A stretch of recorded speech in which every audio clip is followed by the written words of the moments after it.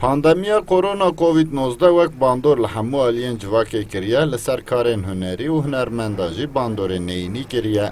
Lê dildar û hunermendên şanoyên şanoya bajarê Amedê radgihînin ku ew li gel astengiyên siyasî û pandemiyê hewla berdewamiya hunera bi Kurdî didin. Lêstikvanê şanoyê Yavuz Akûz da zanî ku hem pêkutiyên siyasî hem rewşa pandemiyê li ser huner, ziman û çanda Kurdî bandorên neyînî kiriye.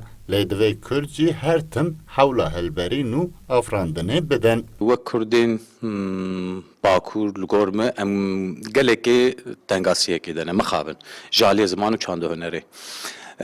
Yani tu çi dikî, tu heta tabela da dixin, tu çi bikî pêşiya te her tim tiştek derdkevê. Lêbelê em ji ber ve em nakevin tiştekî em xwe dûr bixin û em vê karê berdin.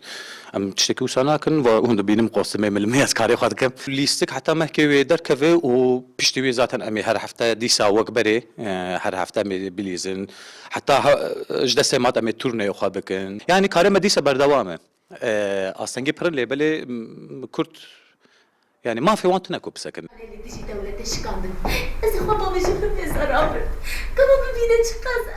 Şanogeran ragihandin ku li Diyarbekirê hezkiriyên şanoya Kurdî piştgiriyeke gelek baş didin wan û ew jî wêrekiya xwe ji wê piştgiriyê distînin.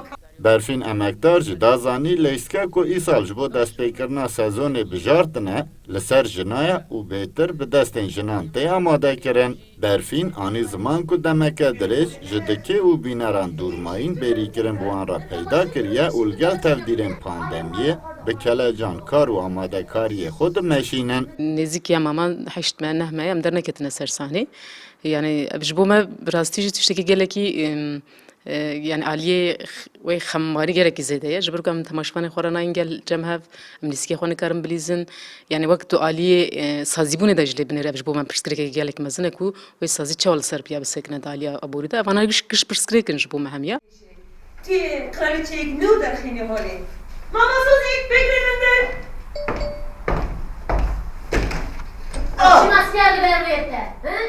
Şanogeran balêkişandin ku bi qelsbûyîn û paşketina zimanê Kurdî ve nifşên û daxilî şanoyê nabin û ev jî cihê fikarê ye. Loma jî ji bo berfirebûyîna çand û hunera Kurdî pêwîstî bi zêdetir xebatan heye.